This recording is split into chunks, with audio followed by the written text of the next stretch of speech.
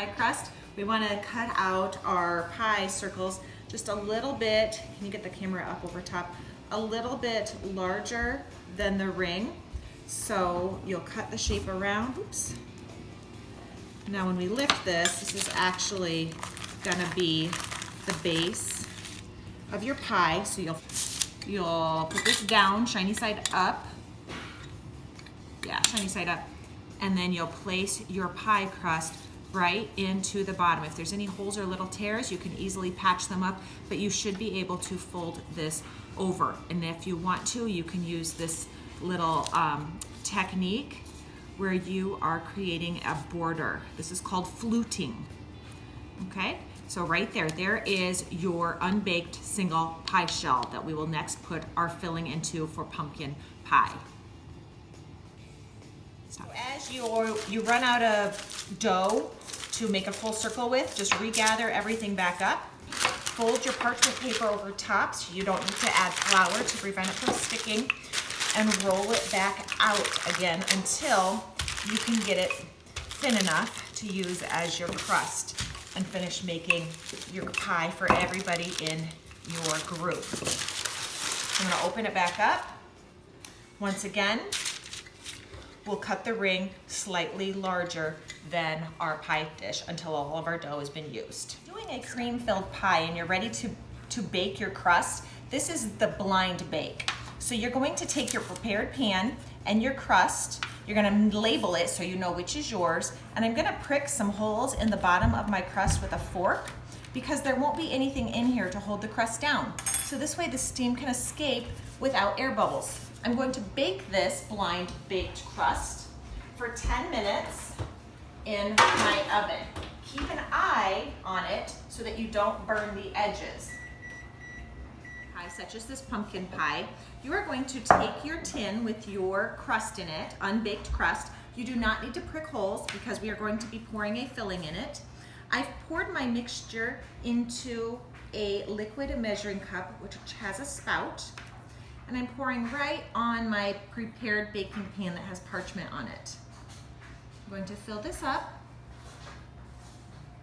in all of my individual cups. I made a little extra so I could make a whole one.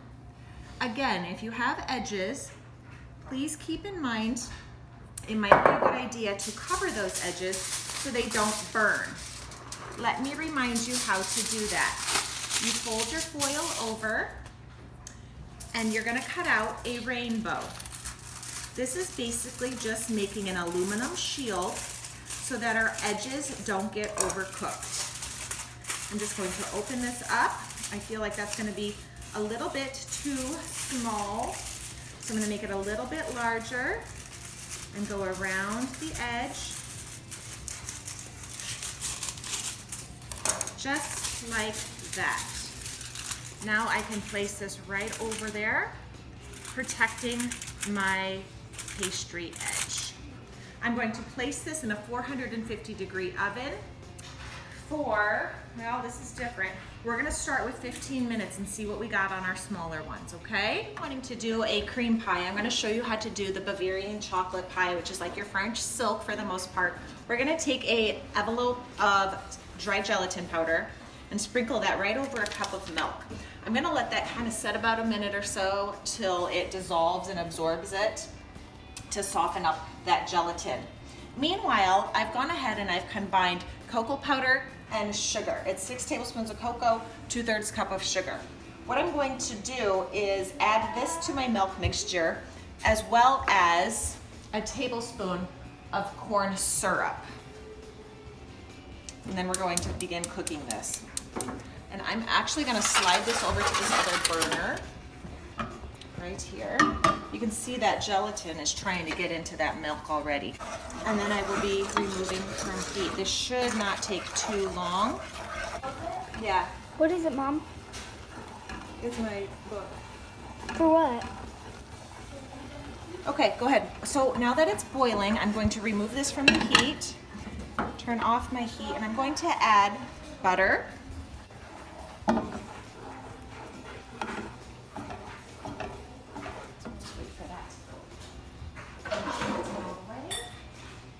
looks pink, but it's actually brown. So now we can go ahead and stir in the remaining milk. We're